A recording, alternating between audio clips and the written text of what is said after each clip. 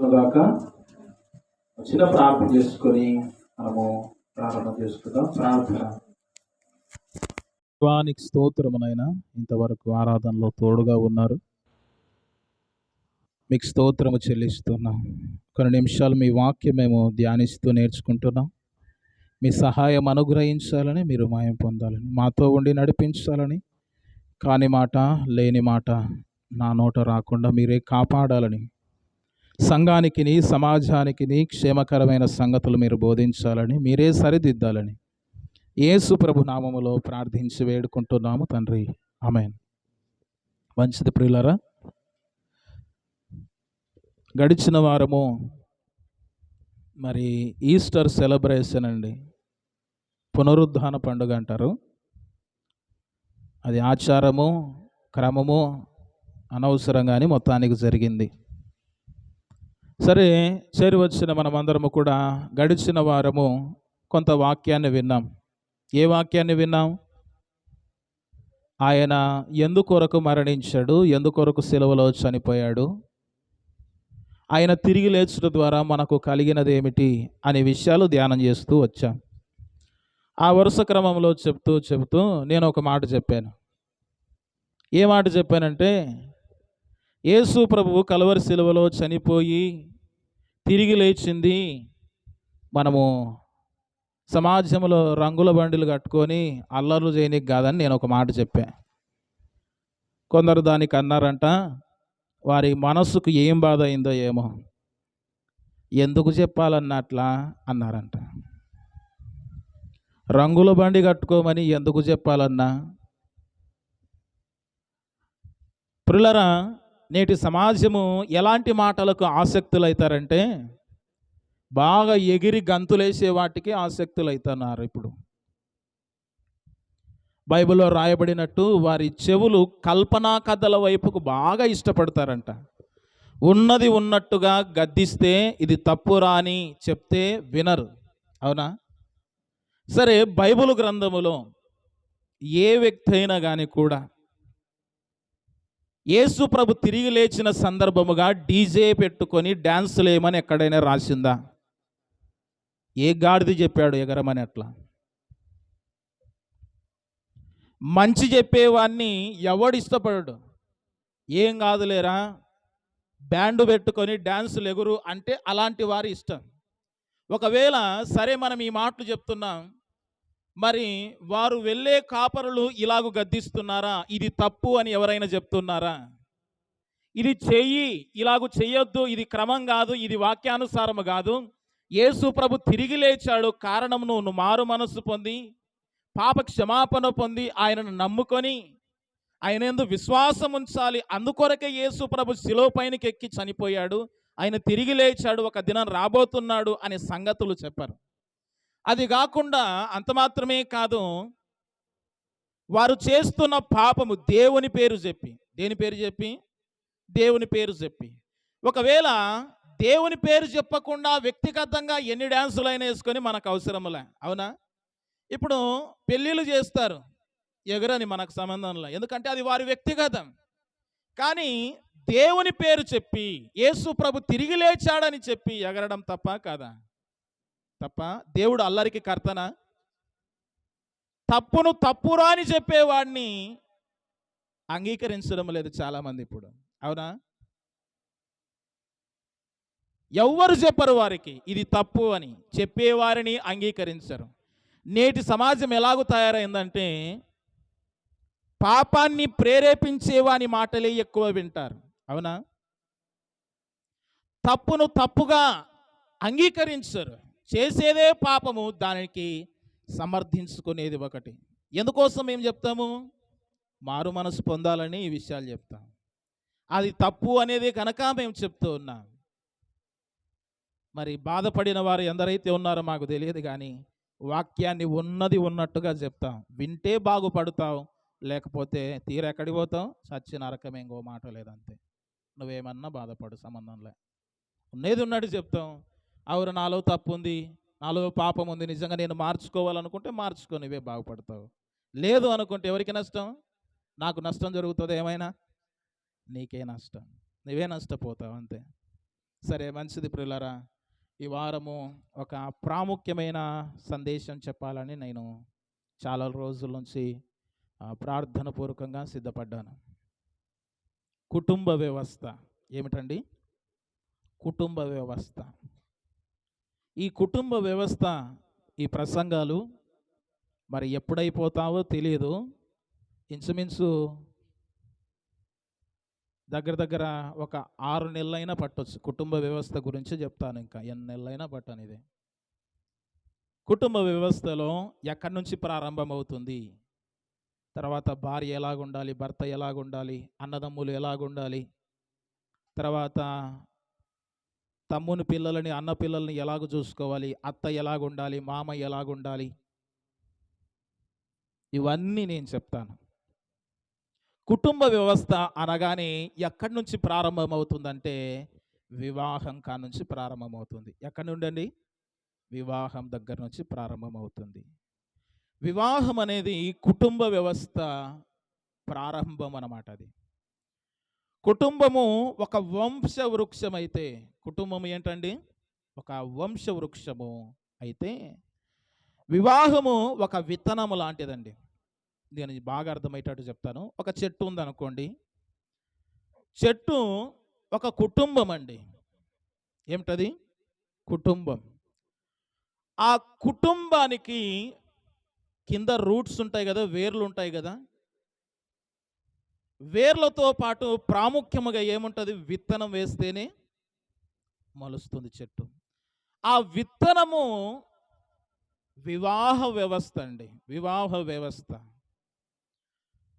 ఈ కుటుంబము ఒక వృక్షమైతే ఆ వృక్షానికి ప్రాముఖ్యముగా విత్తనము ప్రాముఖ్యమైనదై ఉండాలి. ఏమై ఉండాలా? ఈ కుటుంబ వంశ వృక్షం అయితే వివాహము విత్తనము లాంటిదన్నమాట. వివాహం ఎలాంటిది? విత్తనము లాంటిది. విత్తనము ఎంత నాణ్యమైనదైతే, విత్తనము ఎంత మంచిదైతే చెట్టు కూడా అంత మంచిగా ఎదుగుతుంది. వివాహము ఒక విత్తనము లాంటిదని చెప్పాము కదా.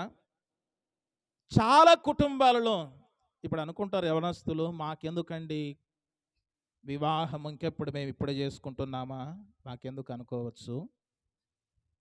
వారికి ఫ్యూచర్లో ఇలాంటి మీకు ఎదురు కాకుండా నేను చెప్తున్నా. మీరు అనుకోవచ్చు, వివాహమైన వారు మాకెందుకండి, వివాహం అయిపోయింది, సరిపోయింది, ఎప్పుడో జరిగిపోయింది, ఇప్పుడు ఎందుకు అనుకుంటున్నారేమో. మీ పిల్లలకు ఎలాగ వివాహాన్ని ఎన్నుకోవాలన్న దాని కొరకు మీకు అవసరమవుతుంది. అవునా? అంటే ముందుగానే మీకు మెడిసిన్ రాసిస్తున్నా మీ కుటుంబానికి. ఫ్యూచర్లో మీ పిల్లలు పెరిగితే పెద్దవారైతే వారికి ఎలాంటి వివాహం చేయాలి అనేది. ప్రియ దేవుని బిడ్డలారా, వివాహము అనేది ఒక విత్తనము లాంటిది. ఎంత మంచి విత్తనం అయితే అంత బాగా చెట్టు వస్తుంది. పెద్దల మాట అంటారు కదా, అటు 7 తరాలు ఇటు 7 తరాలు చూడాలి అంటారు. ఎందుకు? విత్తనం బాగుంటే అంతా బాగుంటుంది. విత్తనమే బాగాలేదనుకోండి, మొలుస్తుందా అండి? విత్తనం సరిగా లేకపోతే చెట్టు పెరిగినా గొడ్డు చెట్టు అవుతుంది. ఏమవుతుంది? అంటే ఒక కుటుంబం ఉందనుకోండి, ప్రాముఖ్యంగా ఉదాహరణకి ఒక ఇల్లు కట్టుకోవాలనుకోండి, ఏం బాగుండాలి? పునాదులు బాగుండాలి. ఏం బాగుండాలి? అవునా కాదండి? పునాదులు బాగాలేవనుకోండి, ఏమవుతుంది? పడిపోయే ప్రమాదం ఉంటుంది. బండ మీద పునాది వేసి కట్టామనుకోండి, ఎక్కువ కాలం వస్తుంది. అవునా? అదే పునాదులు లేకుండా ఇసుక మీద ఇల్లు కట్టారనుకోండి, ఉంటుందా? ఉండదండి. అలాగే కుటుంబ వ్యవస్థ అనేది, అందులో వివాహము ఒక మంచి పునాది అండి. వివాహము ఒక మంచి పునాది. అసలు వివాహం అంటే ఏమిటి? బైబిల్ గ్రంథములో మనం చూడండి. వివాహం అంటే ఏమిటి అన్నప్పుడు ఆదికాండము 2వ అధ్యాయం 24వ వచనము చూడండి. ఆదికాండము 2వ అధ్యాయము 24వ వచనం. కాబట్టి పురుషుడు తన తండ్రిని తన తల్లిని విడిచి తన భార్యను హత్తుకొనును, వారు ఏక శరీరమై వందురు. వివాహం అంటే ప్రియ దేవుని బిడ్డలారా, ఆధ్యాత్మిక శారీరక సమీప్యాన్ని కలిగి ఉంటుంది. వివాహం అంటే ఆ ఏకాకృతం కావడం, కలిసిపోవడం వివాహం అంటే. వివాహం అంటే ఏమిటి? కలిసిపోవడం. నేను అర్థమయ్యేటట్టు మీకు చెప్తున్నాను. ఒక కుటుంబం బాగుండాలంటే వివాహం ప్రాముఖ్యమైనది. ఏదండి? వివాహం. అసలు వివాహానికి కావలసిన అర్హతలు ఏమిటి అంటే, వివాహానికి కావాల్సిన అర్హతలు వయస్సు వచ్చినప్పుడు పరమగీతముల గ్రంథం 8:8లో చూడండి మీరు. కొన్ని విషయాలు నేను త్వరగా చెప్తాను, ప్రాముఖ్యమైన సందేశంలోనికి నేను వెళ్తాను, సరేనా? వివాహానికి కావలసిన అర్హతలు ఏమిటంటే వయస్సు అర్హత. పరమగీతములు 8:8లో మీరు చదువుకోండి. కావాల్సిన అర్హతలు ఇంకేమిటంటే వివాహ వ్యవస్థ ధర్మమును గూర్చిన ఆ విషయాలు తెలిసినప్పుడు. చూడండి 1 కొరింథీ పత్రిక 7:3 చూడండి. వివాహం ఎప్పుడు చేసుకోవాలి అంటే వయస్సు కలిగినప్పుడు. ఆ వయస్సు ప్రభుత్వం ఇప్పుడు ఎంత వయస్సు పెట్టిందండి? పురుషులకు ఎంత? 22. అదే స్త్రీలకైతే 18 సంవత్సరాలు. మన వాళ్ళు ఏం సంబంధం లేకుండా చేసిందే వివాహాలు. వాక్యం కూడా ఒప్పుకోదు. సరే, వివాహానికి కావలసిన అర్హతలు 1 కొరింథీ పత్రిక 7వ అధ్యాయం 3వ వచనం. భర్త భార్యకును అలాగుననే భార్య భర్తకును వారి వారి ధర్మమును. ఏంటండి వారి వారి ధర్మమును అంటే వివాహ ధర్మం ఏంటి? వివాహ వ్యవస్థను గూర్చిన ధర్మం తెలిసినాలి. భర్త చేయవలసింది ఏమిటి, భార్య చేయవలసింది ఏమిటి, ఆ ధర్మం తెలిసినప్పుడు వివాహం చేసుకోవచ్చు. తర్వాత వివాహానికి కావాల్సిన అర్హతలు ఏమిటి అని ఆలోచన చేసినప్పుడు 7:34 చూడండి 1 కొరింథీ పత్రిక. అటువలనే పెళ్లి కాని స్త్రీయు కన్యకయు తమ శరీరమందును ఆత్మయందును పవిత్రురాలయుండుటకును. ఏంటండి? 3వ అర్హత. పెళ్లి చేసుకోవాలంటే ఏముండాలా? పవిత్రత. కన్యక పవిత్రత కలిగిన అర్హత ఉండాలి. అవునా? అంటే పాపము లేని. ఆదికాండం 24:16లో కూడా మీరు చూడొచ్చు. అక్కడ ఒక స్త్రీ కనపడుతుంది. ఆమె పవిత్రత కలిగినది. ఆమె చూడండి 24 ఆదికాండం 16 చూడండి. ఆ చిన్నది మిక్కిలి చక్కనిది, ఆమె కన్యక, ఏ పురుషుడును ఆమెను కూడలేదు. వివాహానికి కావలసిన అర్హతలు ఏమిటంటే పవిత్రత. ఏంటండి? పవిత్రత. యూదులు వివాహం కాకముందే చిన్న వయస్సులోనే పలానా వ్యక్తికి అని ప్రదానం చేస్తారంట. వాళ్ళు తమ పవిత్రతను ఏం చేయాలి? పెళ్ళి అయ్యేంత వరకు కాపాడుకుంటూ వస్తారు. అవునా? తల్లి అయినటువంటి మరియను గురించి కూడా రాయబడింది కదా. ఆమె ఏ పురుషుని ఎరగనిది, ఆమె కన్యక. అంటే పురుషుడు కానీ స్త్రీ కానీ పవిత్రత ఉండాలి. వివాహానికి కావలసిన అర్హత ఏమిటి? పవిత్రత. తర్వాత ఎఫెసీ పత్రిక చూడండి. వివాహానికి కావలసిన అర్హతలు ఏమిటి? ఎఫెసీ పత్రిక 5వ అధ్యాయము 28 నుండి చూడండి. అటువలనే పురుషులు కూడా తన సొంత శరీరం వలె తమ భార్యలను ప్రేమింపబద్ధులై ఉన్నారు. తన భార్యను ప్రేమించువాడు తను ప్రేమించుకొనుచున్నాడు. తన శరీరమును దేశించువాడు. ఇక్కడ చివరి సంఘమును పోషించి సంరక్షించుచున్నాడు. క్రీస్తు అలాగే క్రీస్తు కూడా సంఘమును పోషించి సంరక్షించుచున్నాడు. ఈ హేతువు చేత పురుషుడును తన తల్లిని తండ్రిని విడిచి భార్యను అత్తుకొనును. అంటే ఇక్కడ చూడండి, పోషించి సంరక్షించుచున్నాడు. ఎవరు? యేసు ప్రభు. అలాగునని అంటే వివాహానికి కావలసిన అర్హత ఏమిటంటే పోషించే లక్షణం ఉండాలి. కుటుంబాన్ని దేన్ని పోషించాలి? కుటుంబాన్ని పోషించే అర్హత. అంటే ఉద్యోగమైన ఉంటే వివాహము చేసుకోవాలి. అవునా? ఎందుకు ఈ విషయం చెప్తున్నాను వివాహాన్ని గురించి అంటే, కుటుంబం బాగుండాలంటే మొట్టమొదట ఎక్కడ పునాది పడాలి? వివాహం బాగుండాలి. ఏం బాగుండాలి? చాలామంది అనుకుంటున్నారు ఇప్పుడు, ఊక ఈయనని చేసుకొని నేను తప్పు పని చేసిన అని చాలామంది కనిపించిందా? ఎంతమంది కనిపించింది చెప్పండి? పురుషులు, నేను ఈమెను చేసుకొని తప్పు పని చేసిన అని ఎంతమంది కనిపించింది? ఎంతమంది కనిపించిందండి? చాలా మంది కనిపిస్తుంది. ఎక్కడంటే వారు పప్పులో కాలేశారు. ఎక్కడంటే వాక్యానుసారంగా ఎన్నుకోలేదు. పెళ్ళైన ప్రతి ఒక్కరు అనే మాట ఇదే, నేను తప్పు చేశాను ఆమెను. మనసులోనే అనుకుంటారు, బయటికి చెప్పకపోయినా. స్త్రీలు అనుకుంటారు, నేను తప్పు పని చేశాను ఆయనను చేసుకొని అంటారు కదా. అన్నారా లేదా? కొందరు అంటారు, నాకు పెద్ద సంబంధం వచ్చింది, ఈ ఇంటికి వచ్చి పన్న నేను అంటారు. అవునా? పురుషులు కూడా ఏం తక్కువ లేదు, నీ వచ్చినాకనే ఇట్టయింది అంటారు. అవునా? కుటుంబం బాగుండాలంటే పునాది ఎక్కడ ప్రారంభం అంటే విత్తనం బాగుండాలి. ఏం బాగుండాలి? విత్తనం బాగుండాలి. ఇంతవరకు మనం చూసాం వివాహం అంటే ఏమిటి, వివాహానికి కావలసిన అర్హతలు ఏమిటి, అసలు వివాహం ఎందుకు చేసుకోవాలి. చాలామందికి డౌట్ రావచ్చు. కొందరు అంటారు, ఈ చూశానన్న సంసారాలు పెళ్ళే చేసుకోను అంటారు కొందరు కదా. అసలు వివాహం ఎందుకు చేసుకోవాలి? బైబిల్ గ్రంథం ఏం చెప్తుంది? 2:18 ఆది కాండంలో చూసినప్పుడు, నరుడు ఒంటరిగా ఉండకూడదు అని వివాహం చేసుకోవాలి. ఎందుకండి? నరుడు ఒంటరిగా ఉండుట మంచిది కాదు గనక. ఆది కాండం 2:18 రాయబడి. ఒంటరిగా ఉంటే ఏమవుతుంది? ఒంటరిగా ఉంటే తుంటరి పనులు చేస్తాడు. ఏం చేస్తాడు? అందుకే అంటారు కదా, వీడు ఎక్కడంటే ఎక్కడ దుంకుతున్నాడు, వీడు ఎక్కడంటే ఎక్కడ పోతున్నారు, వీనికి ఏం చేయాలంట? గుదకట్టె కట్టాలంటారు మన భాషలు చెప్పాలంటే. వీనికి కొంగుకు ముడేస్తే వీడు ఎక్కడ పోడు. ఒంటరిగా ఉంటే ఏం చేస్తాడు? తుంటరి పనులు చేస్తాడు. నరుడు ఒంటరిగా ఉంటే పాపం చేయడానికి అవకాశం ఉందండి. అందుకే వివాహం చేసుకుంటారు. ఇంకా వివాహం ఎందుకు కొరకు అంటే సాటి అయిన సహాయము కొరకు. సాటి అయిన, అక్కడే రాయబడినట్టు వచ్చిన ఏ సాటి అయిన సహాయము? నువ్వు ముసలివాడవై మంచాన పడినప్పుడు నీ భార్య నీకు సేవలు చేస్తుంది. లేకపోతే నీ భార్య ముసలిదై మంచాన పడినప్పుడు నీ భర్త నీకు సేవలు చేస్తారు. అంటే ఒకరికి ఒకరు సహాయము చేసుకోవడానికి. ఒంటిగా ఉన్నాడు అనుకోండి, వాడు ఏం చేస్తాడు?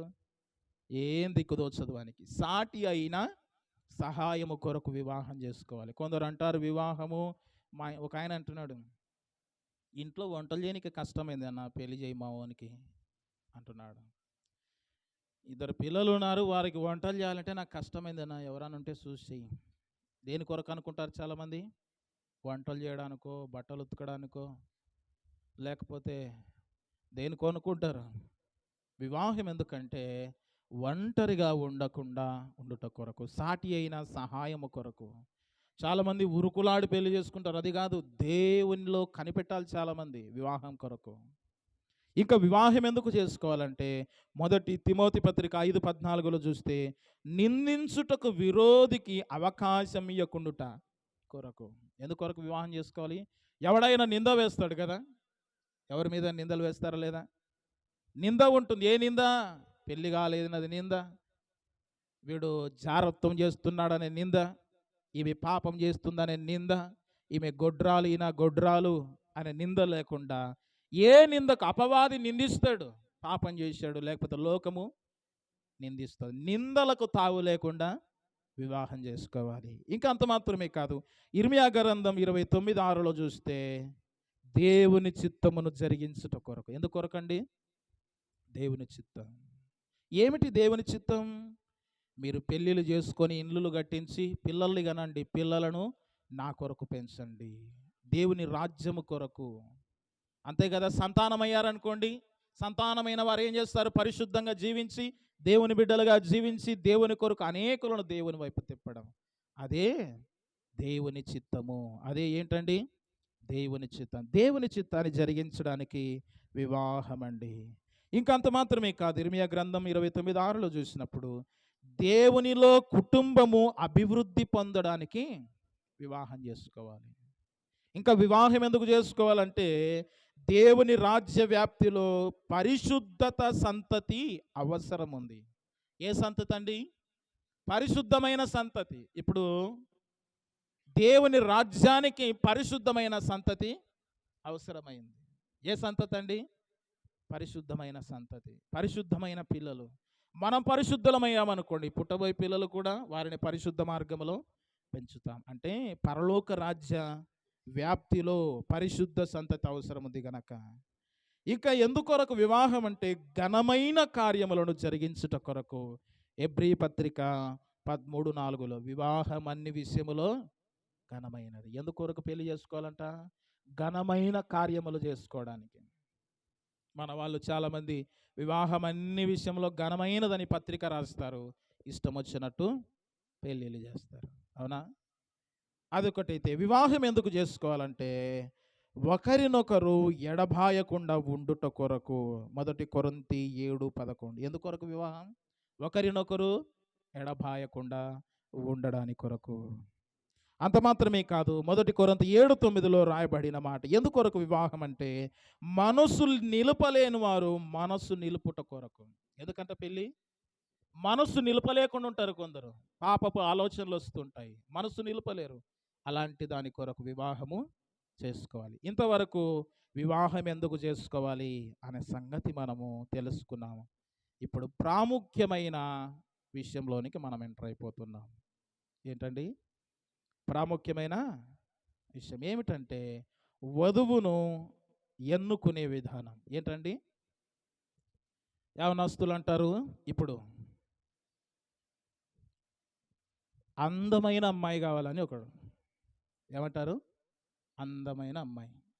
ఒక నమ్ముకున్న వ్యక్తిని నేను చూశాను, నాతోనే అంటున్నాడు, నీకు గుణం కావాలన్నా అందం కావాలన్నా అని. అంటే అందంగా ఉంటే బాగుంటుందన్న. ఏమిరంటే నేను నల్లగానే ఆమె నల్లగానే, పుట్టబోయే పిల్లలు కూడా నల్లగానే అవుతారు. వద్దు, కొంచెం అందమైన ఉండాలంట. వివాహము ఎన్నుకునే విధానం. మొట్టమొదట స్టెప్ చేయవలసింది ఏమిటంటే, ఈ మాటలు చెప్తున్నాను, చాలా సీరియస్ విషయం ఇది. కుటుంబం బాగుండాలంటే విత్తనం ఏంటి? వివాహమే. ఒక వృక్షము బాగా ఎదగాలంటే ప్రాముఖ్యంగా విత్తనమే. అలాగే మన కుటుంబము వాక్యానుసారంగా ఉండాలి, దేవునికి ఇష్టంగా ఉండాలంటే వివాహము చాలా ప్రాముఖ్యమైనదండి. వివాహానికి ఎలాగ ముందుకు వెళ్ళాలి అని ఆలోచన చేసినప్పుడు మొట్టమొదట చేయవలసింది ప్రార్థన. ఏం చేయాలండి? ఇక్కడ ఉండిన వారిలో వివాహం కొరకు ప్రార్థించిన వారు ఎవరైనా ఉన్నారా? కానప్పుడు, ఇప్పుడు కాదు, వివాహం కొరకు వాక్యానుసారమైన వ్యక్తి కావాలి అని ప్రార్థించారా? మంచిది. మొట్టమొదట చేయవలసింది ఏమిటి? ప్రార్థన చేయాలి. ఊరికే నచ్చినట్టు పెళ్లి చేసుకుందప్ప, అక్కడుంది పెళ్ళి, ఇక్కడుంది అమ్మాయి, అక్కడుంది అబ్బాయి, ఇక్కడున్నారని ఉరుకులాడేది కాదు. మొట్టమొదట చేయవలసింది ఏమిటి? ప్రార్థన. ప్రార్థన. చాలామంది అంటూ ఉంటారు, అన్న లేకపోతే మామ పెళ్ళి చూడు అన్న, వరుస అయిన వాళ్ళు, నేను చెప్తాను ఫస్ట్ అప్లికేషన్ పెట్టు అంట. ఎక్కడ? దేవునికి అప్లికేషన్ పెట్టాలి. ఎక్కడ పెట్టాలి? దేవునికి. ప్రార్థన చాలా ప్రాముఖ్యం. ఇది ఎన్ని సంవత్సరాలు ఉండేది వివాహ వ్యవస్థ? సత్యంత వరకు నువ్వన్నా చావాలి, ఆమెనన్నా చావాలి. ఇది మహా అంటే కుటుంబం దగ్గర ఎంతకాలం బ్రతుకుతాం, ఎంతకాలం పెరుగుతారండి అమ్మాయిలు? 18 సంవత్సరాల, 20 సంవత్సరాల, 25. మిగిలిన జీవితం అంతా ఎక్కడ? భర్త ఇంటి దగ్గరే. ఎక్కడండి? భర్త ఇంటి దగ్గరే. ప్రియ దేవుని బిడ్డలారా, బ్రతికిన 60 సంవత్సరాలలో 40 సంవత్సరాలు ఎక్కడ ఉండాలి?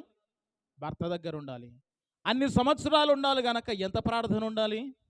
ప్రార్థన ఖచ్చితంగా ఉండాలి సరైన వ్యక్తి కొరకు. రెండో స్టెప్ చేయవలసింది ఏమిటంటే సేవకుని సంప్రదించాలి. ఎవరిని? మొదట నువ్వు ప్రార్థన చేయాలి, రెండోది ఎవరిని సంప్రదించాలి? సేవకుని సంప్రదించాలి. ఇది జాగ్రత్త. సలహాలు ఇస్తాడు నీకు.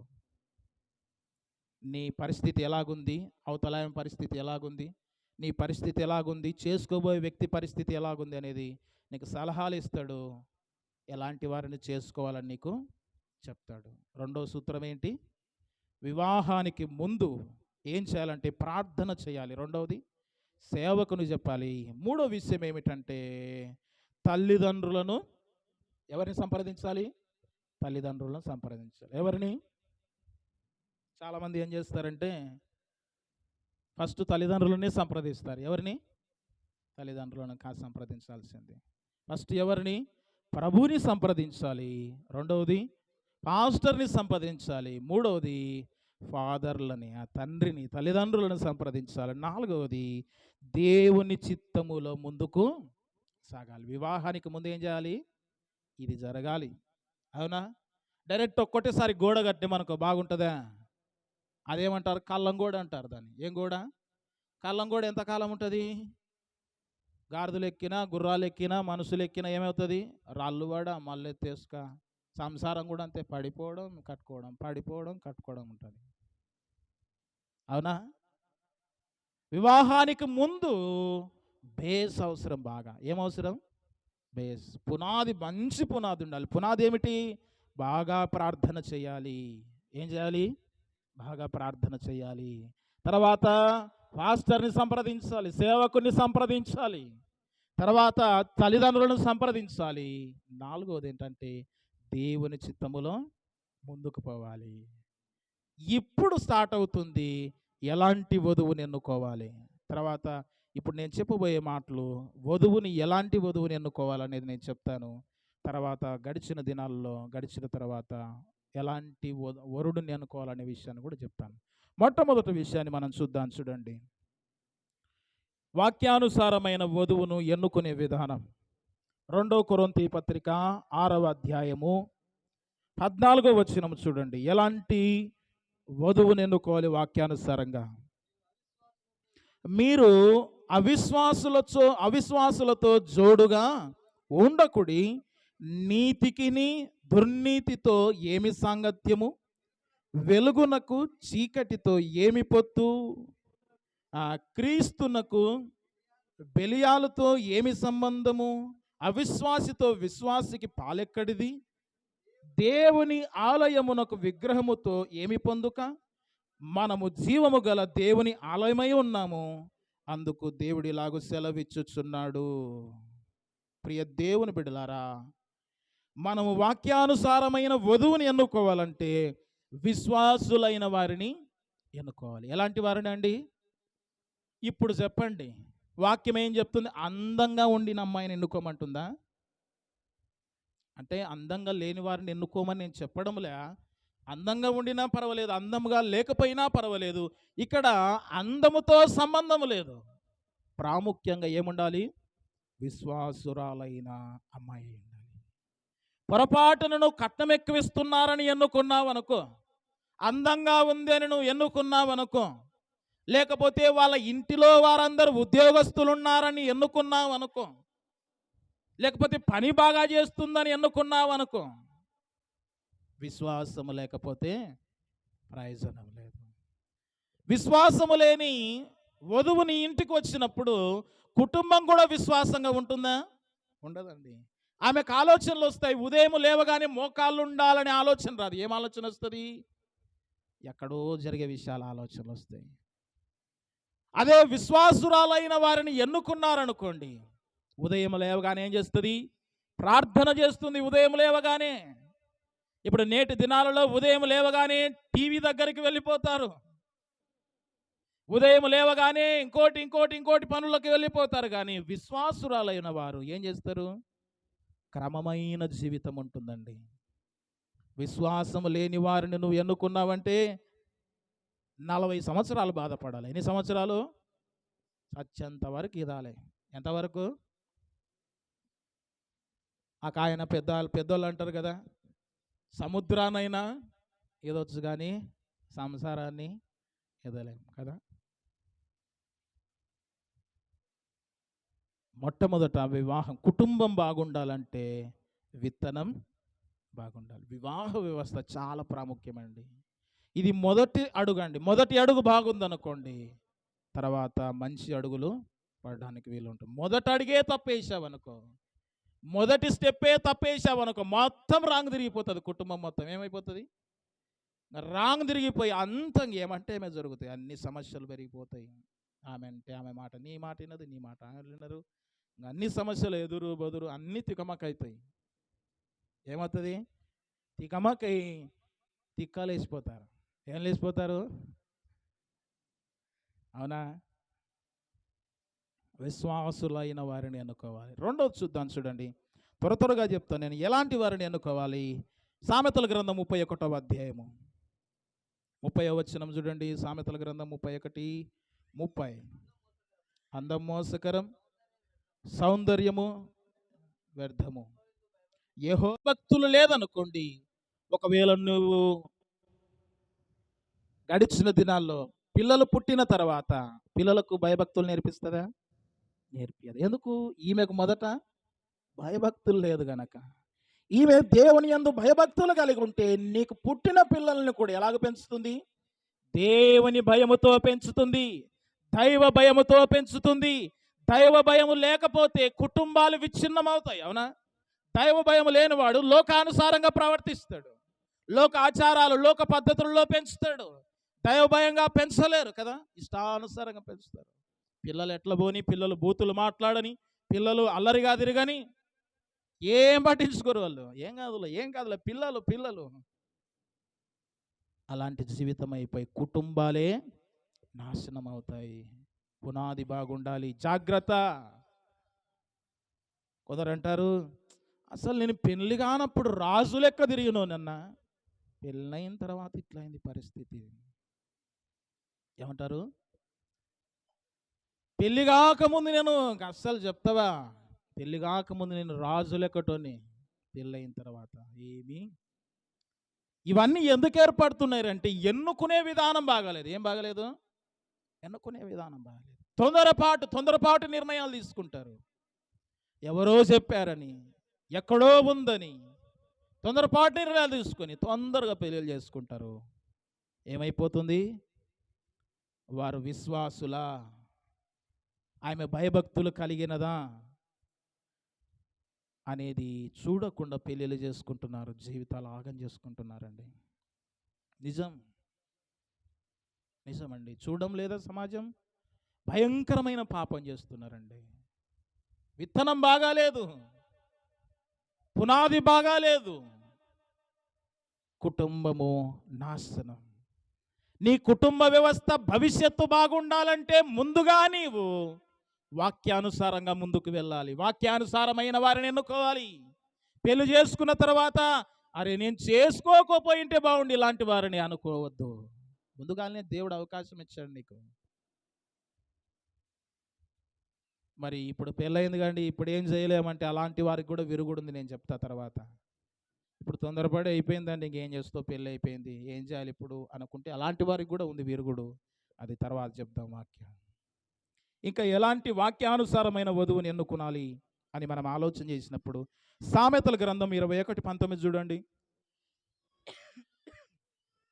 సామెతల గ్రంథం 21:19. ప్రాణం విసికించు జగడగొండి దానితో కాపురము చేయుట కంటే అరణ్య భూమిలో నివసించుట మేలు. అంటే జగడమాడమని వారిని ఎన్నుకోవాలి. ఎలాంటి వారిని? జగడాలకు దూరంగా ఉండే వారిని ఎన్నుకోవాలి. బైబిల్లో ఇంకా కొన్ని విషయాలు నేను చెప్తాను. 11:22లో రాయబడింది. సామెతల గ్రంథం 11:22లో వివేకము కలిగిన వారిని ఎన్నుకోవాలి. ఎలాంటి వారిని? వివేకం కలిగిన వారిని. అంత మాత్రమే కాదు, నిర్గమకాండం 1:19లో రాయబడింది, ఎబ్రీ స్త్రీలు చురుకైన వారు. అంటే చురుకైన వారిని ఎన్నుకోవాలి. ఎలాంటి వారిని? కొందరు దున్నపోతు మీద వాన కురిసినట్టే చెప్పిన 6 నెలలకు ఎంతండి, చెప్పిన 6 నెలలకు కదులుతుంటారు కొందరు. చురుకైనది ఎలాగుండాలి? చురుకుగా ఉండుట గొప్ప భాగ్యమని రాయబడింది. చురుకుగా ఉండుట గొప్ప భాగ్యము. వివాహ వ్యవస్థలో, కుటుంబంలో వాక్యానుసారమైన వధువుని ఎన్నుకునే విధానం, విశ్వాసురాలని, భయభక్తులు కలిగిన వారిని, జగడమాడని వారిని, వివేకం కలిగిన వారిని. అంత మాత్రమే కాదు, ఇంకేంటండి, చురుకైన వారిని ఎన్నుకోవాలి. ఇంకా మనం ఆలోచన చేస్తే సామెతల గ్రంథం 1వ అధ్యాయము 5వ వచనం చూడండి. ప్రాముఖ్యంగా జ్ఞానము గలవాడు విని పాండిత్యము వృద్ధి చేసుకొనును, వివేకము గలవాడు ఆలకించి నీతి సూత్రమును సంపాదించుకొను. ఇక్కడ చూడండి 19:14 చూడండి. సామెతల గ్రంథం 19:14. గృహమును విత్తనమును పితరులిచ్చిన స్వాస్థ్యము సుబుద్ధి గల భార్య యెహోవా యొక్క దానము. సుబుద్ధి గల భార్య ఎవరంట? యెహోవా యొక్క దానం అంటే సుబుద్ధి కలిగిన వారిని ఎన్నుకోవాలి. ఎలాంటి వారిని? బుద్ధి కలిగిన వారు. మంచి బుద్ధి. ఎలాంటి బుద్ధి? సుబుద్ధి. ఇతరులకు దానం చేసేది, ఎవరైనా ఆకలితో వస్తే అన్నం పెట్టేవారిని, ప్రేమగా పలకరించేవారిని, ఇలాంటి మంచి బుద్ధి కలిగిన వారిని ఎన్నుకోవాలి. ఈ లక్షణాలు లేని వారిని నువ్వు ఎన్నుకొని వాక్యానుసారంగా లేకుండా, భయభక్తులు లేకుండా, వివేకము లేకుండా ఉండిన వారిని ఎన్నుకుంటే నెత్తి మీద తెచ్చుకొని కుంపటిని పెట్టుకున్నట్టే. ఏంటంటే నెత్తి మీద తెచ్చుకొని కుంపటిని పెట్టుకున్నట్టే. కనుక ప్రియులరా, ఇంకా బైబిల్ గ్రంథంలో మనం చూసినప్పుడు ఆ సామెతల గ్రంథం 11:16లో చూసినప్పుడు నెనరు గల వారిని అంటే మంచి గుణ లక్షణాలు, నెనరు గల వారిని అంటే తర్వాత 31:10లో రాయబడింది, గుణవతి అయిన భార్య దొరకటంటే ఎలాంటి వారిని ఎన్నుకోవాలి? గుణవతి అయిన. అందుకే ఒక పాట ఉంది కదా, గుణవతి అయిన భార్య దొరుకుట అరుదురా, గుణవతి అయిన భార్య దొరుకుట అరుదురా, ఆమె మంచి ముత్యము కన్నా విలువైనది, ఆమె మంచి ముత్యము కన్నా విలువైనది, జీవితాంతము తోడురా, వెన్నెల బాటరా, జీవితాంతము తోడురా, వెన్నెల బాటరా, వెన్నెల బాటరా, వెన్నెల బాటరా, వెన్నెల బాటరా, వెన్నెల బాటరా, వెన్నెల బాటరా, గుణవతి అయిన భార్య దొరుకుట అరుదురా, గుణవతి అయిన భార్య దొరుకుట అరుదురా, మంచి ముత్యము కన్నా విలువైనది, ఆమె మంచి ముత్యము కన్నా విలువైనది. ప్రియ దేవుని బిడ్డలారా, వివాహాన్ని ఎన్నుకునే విధానం చాలా జాగ్రత్తగా ఉండాలి. కొందరు ఏం చేస్తారంటే, మేనమామకి ఇష్టం మనకేంటి, ఏమంటారండి? మేనమామ మా ఇంటోళ్ళకి ఇచ్చుకోవాలా, మా పుట్టించోళ్ళకి ఇచ్చుకోవాలా, ఈ పప్పులేముడుకో వాక్యానుసారంగా ఎన్నుకోండి. ఏంటండి? వాక్యానుసారంగా ఎన్నుకోండి. బ్రతుకులు బాగుపడతాయి, జీవితాలు బాగుపడతాయి.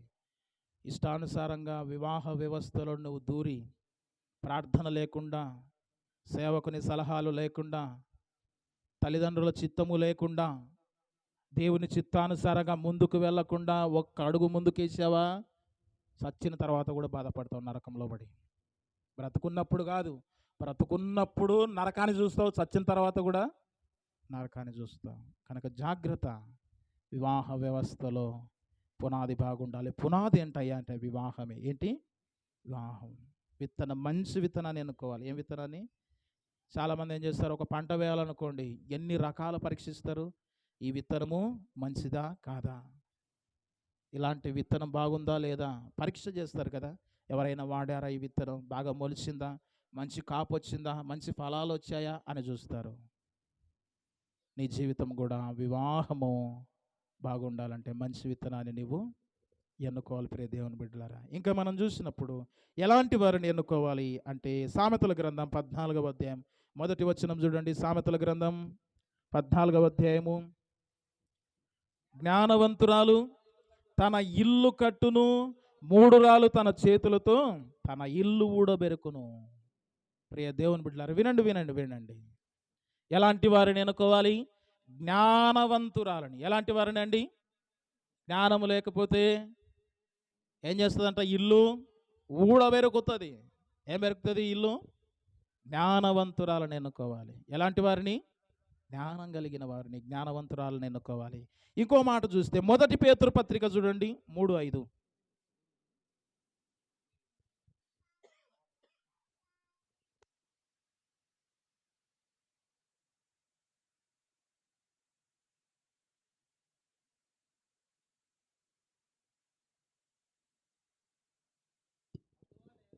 మొదటి పేతురు 3:5 అటువలే పూర్వము దేవుని ఆశ్రయించిన పరిశుద్ధ స్త్రీలను తమ స్వపురుషులకు లోబడి ఉండుట చేత తమ్మును తాము అలంకరించుకుండ్రి. అంటే పరిశుద్ధత కలిగిన వారిని ఎన్నుకోవాలి. పరిశుద్ధత చేత ఎవరిని అలంకరించుకున్నట్టు? తమను తాము పరిశుద్ధత కలిగి ఉండి తమ భర్తలకు లోబడి ఉండుట ద్వారా ఎవరిని అలంకరించుకున్నట్టు? తమ్మును తాము అలంకరించుకున్నట్టు. ఇప్పుడు చెప్పండి, అలంకరణ అంటే ఏమిటి? బంగారు పెట్టుకుంటేనే అలంకరణనా? ఏంటండి? బంగారు పెట్టుకుంటే అలంకరణ, గోరింటాకు పెట్టుకుంటే అలంకరణ, ఎత్తుకు పెయింట్ వేసుకుంటే అలంకరణనా? ఏంటి అలంకరణ బైబిల్ ప్రకారంగా? భర్తలకు లోబడి ఉండడం, పరిశుద్ధమైన జీవితం కలిగి ఉండడం, ఇది అలంకరణ. ఇది లేకపోతే అది ఉంటే ఎంత లాభం? ఏమీ లాభం లేదు. నీకు 100 కేజీలు బంగారు ఉందనుకోండి, పరిశుద్ధత లేకపోతే నువ్వు అలంకరణ లేదు. అందుకే బైబిల్ గ్రంథంలో రాయబడింది, వివేకము లేని సుందర స్త్రీ పంది ముక్కునున్న కమి వంటిదంట.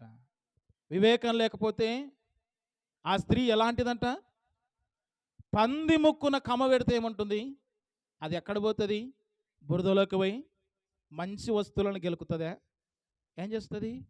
ముక్కునే ఉంటే ముక్కు ఏం చేస్తుంది? అది ముక్కు తీసుకుపోయి రొచ్చులో పెడుతుంది, బురదలో పెడుతుంది, ఎక్కడైనా పెడుతుంది.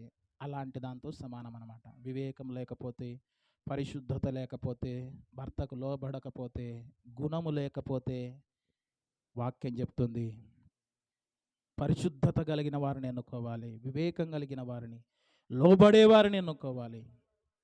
ప్రియ దేవుని బిడ్డలారా, దేవుని మాటలు వింటున్న నీవు ఆలోచన చెయ్యి. అందము కన్నా అనుకువ ముఖ్యమండి. ఏంటండి? అందము కన్నా అనుకువ ముఖ్యం.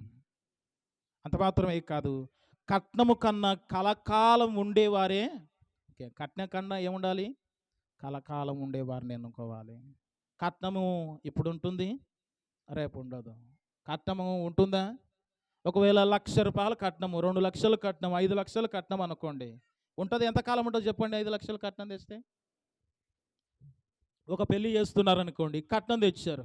ఎన్ని లక్షలు? 5 లక్షలు. 5 లక్షలు కట్నం తెస్తే ఊరుకుంటారా? ఏం చేస్తారు? కనీసం 4 లక్షలైనా ఖర్చు పెట్టాలి. ఎన్ని లక్షలు? వినండి. ఎన్ని లక్షలు?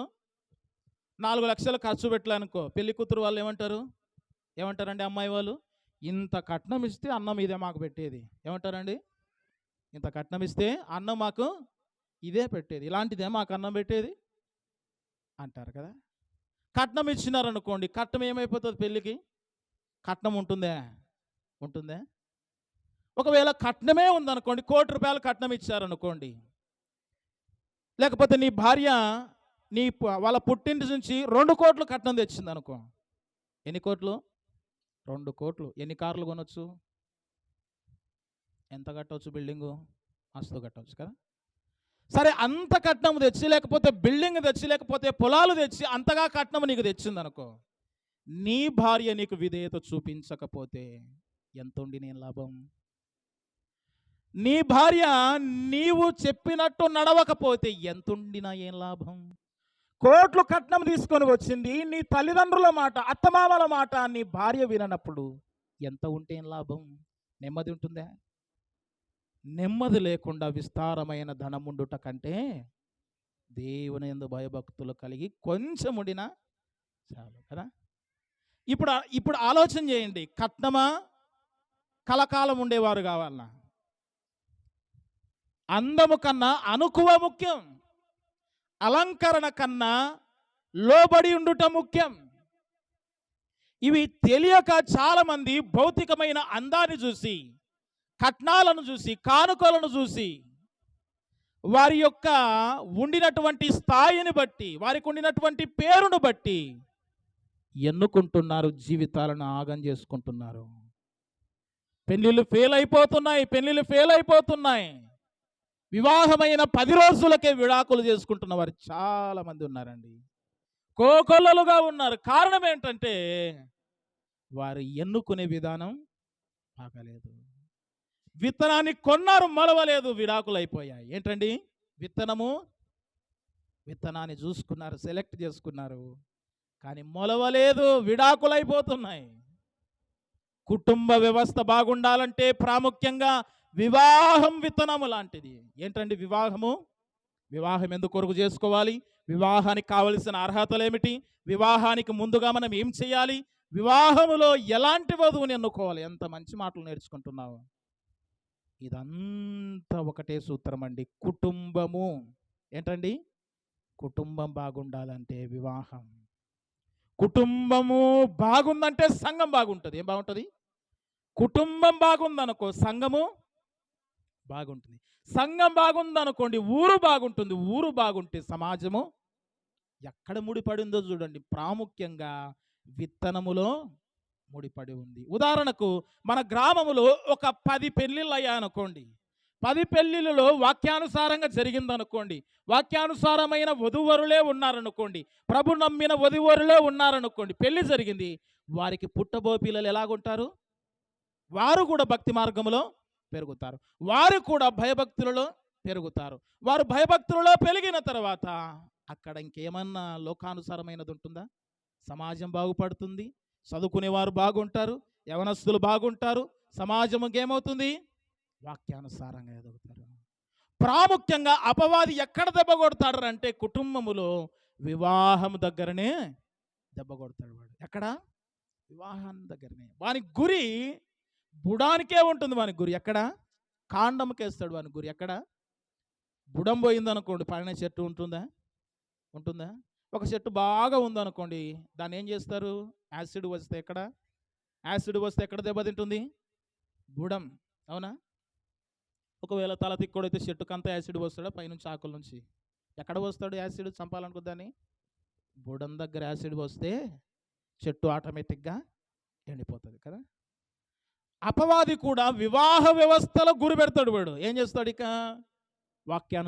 వాక్యానుసారంగా లేని వారిని ఎన్నుకుంటాడు. ఎనుకో ఏం కాదులే, బాగుంది అమ్మాయి. ఏమంటాడు? అమ్మాయిని ఆ మనస్సులో కలగజేస్తాడు ప్రేరేపణ. వాడు అమ్మాయిలకు కూడా బాగున్నాడులే, 6 అడుగులు. ఎన్ని అడుగులు? 6 అడుగులు. 6 అడుగులు ఉన్నాడు, అందంగా ఉన్నాడు, బలవంతుడు, గడగడలాడిస్తాడు. ఎన్నుకొని నష్టపోతాడు. అక్కడ వాడు పునాది చెడగొడతాడు. తర్వాత పెళ్లి కార్యం ప్రారంభమైనాక అన్ని లోకానుసారం. ఏంటండి? వాక్యం ఉండదు అక్కడ, ప్రార్థన ఉండదు అక్కడ. పేరుకు మాత్రమే ఏముంటుంది? దేవుడు చర్చిలో తలవాలి. ఎక్కడ తలవాలు? చర్చిలో తలవాలు. బొట్టు నెత్తికి పెట్టుట. ఏం బొట్టు అది? చర్చిలో తలవాలు. ఆచారాలు ఇంటి దగ్గర. మీరు బాధపడాలని చెప్పడంలే, ఉన్నది వాక్యంలోనే చెప్తున్నా. భవిష్యత్తు మీ యవనస్తులు చాలామంది ఉన్నారు మన సంఘంలో. భవిష్యత్తు చెప్తున్నా. పాడు కాకూడదని సంఘం, సమాజం పాడు కాకూడదని చెప్తున్నా, కుటుంబాలు పాడు కాకూడదని ముందరనే ఇలాంటి సలహాలు. అవునా? జాగ్రత్తలు ముందరనే జాగ్రత్త పడండి. నీ కుటుంబ వ్యవస్థ నాశనము చేయాలని వాడు అపవాది ఎదురు చూస్తున్నాడు. ఎక్కడ దెబ్బ కొడతాడు వాడు? పునాది బుడం లేకుండా చేయడానికి చూస్తాడు వాడు. జాగ్రత్త, జాగ్రత్త. ఇంకా ఎలాంటి వధువుని ఎన్నుకోవాలి వాక్యానుసారంగా మనం చూద్దాం. చూడండి, ఇంకా కొన్ని విషయాలు ఉన్నాయి.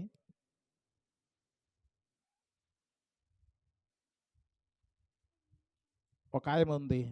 ఎవరు ఆయమంటే రిబ్కా. ఎవరండి? రిబ్కా. రిబ్కాను ఎన్నుకున్నారు. ఎలాగ ఎన్నుకున్నారో చూద్దాం. రిబ్కాను ఎన్నుకున్నారు. ఎవరు ఎన్నుకున్నారు? ఇస్సాకు రిబ్కా జీవితాధారముగా వధువుని ఎన్నుకునే విధానం ఎలాగంటే దేవుని చిత్తమును బట్టి అబ్రహాము దాసుని ద్వారా ఇస్సాకునకు వధువును ఎన్నుకొనుట. వీలైతే ఈ వాక్యము వచ్చే వారం చెప్తాను. చాలా పెద్ద సబ్జెక్ట్ ఇది. ఏంటండి? పెద్ద సబ్జెక్టు. వచ్చే వారం చెప్తాం. ఇస్సాకు రిబ్కా జీవితం ఎలాగ ఎన్నుకున్నారు, రిబ్కాను ఇస్సాకు జీవితంలోనికి ఎలాగ ఎన్నుకున్నారు అని నేను చెప్తాను. ఇంతవరకు మీకు అర్థమైంది కదండి? ఏమర్థమైంది చెప్పండి? ఏమర్థమైందండి? వంశవృక్షం, వివాహం, కుటుంబ వ్యవస్థ ఒక వంశవృక్షం అయితే విత్తనము, అందులో విత్తనము వివాహమే. ఏంటండి? అందులో విత్తనం వివాహమే. కనుక ప్రియులారా, మంచి ఇత్తనాన్ని ఎన్నుకుంటావా, నీ చేతిలో ఉంది అది. చాలామంది అంటారు, దాటిపోయినాక ఇప్పుడు ఆలోచన వస్తుందండి. ఏంటండి? ఇప్పుడు ఆలోచన వస్తుంది, అప్పుడే ఆలోచించింటే బాగుండు. వచ్చి ఈ ఇంటికి వచ్చి పన్నే, వచ్చి ఈ గోత్రంలోకి వచ్చి పన్నే నేను అంటారా? అట్లా ఆలోచన చేయకుండా ముందుగానే జాగ్రత్త పడండి, ప్రార్థన చేయండి, ఎక్కువగా వాక్యానుసారంగా సేవకుని సంప్రదించండి, తల్లిదండ్రులను సంప్రదించండి. కొందరు తల్లిదండ్రులను సంప్రదించరు, ఏం చేస్తారు యవనస్తులు? మళ్ళా వీళ్ళు దానికి ఓ పేరు పెడతారు. ఏమని పెడతారు? ఓ పేరు పెడతారు. దేవుని చిత్తములో ఇతను ఉన్నాడేమో అన్నా వీళ్ళు అంటారు, ఏమో దేవుని చిత్తంలో ఉన్నట్టు. వీళ్ళు మొదట సెలెక్షన్ చేసుకునేది ఏంటి? వీళ్ళు సెలెక్షన్ చేసుకునేది మొదట, తర్వాత ఎవరి మీదకి దొబ్బేది? దేవుని మీదకి దొబ్బేది. ఒక సహోదరి నాకు ఫోన్ చేసింది, ఈస్ట్ గోదావరి అనుకుంటా ఆ ప్రాంతం. ఫోన్ చేసి, అన్నా నాకు ఒక కల పడింది. కలలో ఆ వ్యక్తిని దేవుడు నాకు స్పష్టంగా చూపిస్తున్నాడు. ఏంటంట? తన ముఖాన్ని స్పష్టంగా చూపిస్తున్నాడు కలలో. కానీ అతనిది ఈ దేశం కాదంట. ఏంటండి? ఆమెది, అతనిది ఈ దేశము కాదు. అలాగ 3 సార్లు నాకు ఫోన్ చేసింది, వారానికి ఒకసారి. అన్నా దేవుడైతే నాకు చాలా స్పష్టంగా నేను అబద్ధమని చెప్పను, అలాగ దేవుడు నాకు దర్శనం ద్వారా చూపిస్తున్నాడన్నా అని చెప్పింది. చాలా మంచిదమ్మా. నేను అన్నాను ఒకటే మాట, ఆ వ్యక్తి కోసం నువ్వు తాపత్రయపడొద్దు, ఆ వ్యక్తి కోసం నువ్వు ఎదురు చూడొద్దు, ఆ వ్యక్తి కోసం నువ్వు ఆలోచన చేయొద్దు. ఒకటే సూత్రం ఏంటంటే, దేవుని చిత్తములో అతడు నిన్ను చేసుకోవాలని ఉంటే అతడు భూగర్భములో ఉండని దేవుడు తీసుకొచ్చి పెడతాడు. అంతే. ఇంకా నువ్వు దాని గురించి 24 గంటలు ఆలోచన చేయొద్దు అని చెప్పిన నేను. సరే అండి అనింది. ఎలాగూ ఆదాము దగ్గరికి అవ్వను తీసుకొచ్చి పెట్టాడా, లేకపోతే అవ్వ దగ్గరికి ఆదాము తీసుకొచ్చి పెట్టాడా?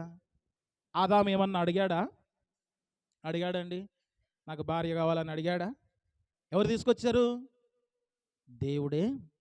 నేను చెప్పానమ్మా, ఇంకా ఏం ఆలోచన చేయొద్దు. అక్కడున్నాడు, ఎక్కడ ఉన్నాడు, వేరే దేశం, ఇవన్నీ ఏం చెప్పొద్దు. దేవుని చిత్తములో ఉంటే ఆ వ్యక్తి ఎక్కడ ఉండినా జరుగుతుంది.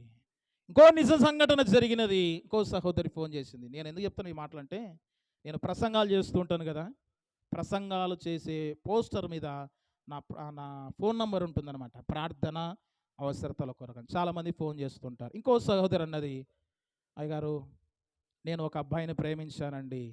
ఏమన్నది? ఒక అబ్బాయిని ప్రేమించానండి. మంచిదమ్మా, ఆ అబ్బాయిని నేను ఇష్టపడుతున్నాను, కానీ ఆ అబ్బాయికి ఎంగేజ్మెంట్ అయిందండి.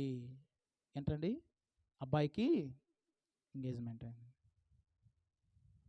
ఎంగేజ్మెంట్ కాకముందు చెప్పింది ఈ మాట. నేను అప్పుడు చెప్పానమ్మా, సరే నువ్వు మొట్టమొదట దేవుని సన్నిధిలో ప్రార్థన చేశావా వివాహం కొరకు అన్నా? చేశానండి అన్నది. మంచిదమ్మా, దేవుని సన్నిధిలో నువ్వు ప్రార్థన చేశావు, ఎవరినైనా సంప్రదించావా నీవు? లేదండి. అక్కడే నువ్వు తప్పు చేసినావు. సేవకుని సంప్రదించలేదు, పెద్దలను సంప్రదించలేదు. నీకు నీవుగా ఎలాగనుకుంటావు? నీకు నీవుగా దేవుని చిత్తములో ఉందని ఎలాగనుకుంటావు? దేవుని చిత్తములో ఉంటే మొట్టమొదట నువ్వు చేయవలసింది ప్రార్థన చేయాలి. రెండవదిగా నువ్వేం చేయాలి? సేవకుని సంప్రదించాలి. మూడవదిగా తల్లిదండ్రులను సంప్రదించాలి. వాక్యానుసారంగా ముందుకు వెళ్ళాలి. ఆమె అంటుంది, సతాయిస్తుంది నాకు ఫోన్ చేసి, సహోదరి, అన్న చెప్పండి అన్న, ఎలాగో దేవుడు చేస్తాడా చేయడా? నేను అన్నానమ్మా, నువ్వు మొదటనే ఆ విషయంలో రాంగ్ స్టెప్ వేశావు. ఎంగేజ్మెంట్ అయిపోయింది, ఇక అతనికి నువ్వెందుకు ఎదురు చూస్తున్నావు? వాక్యానుసారం కాదు అది, దేవుని చిత్తం కొరకు అని.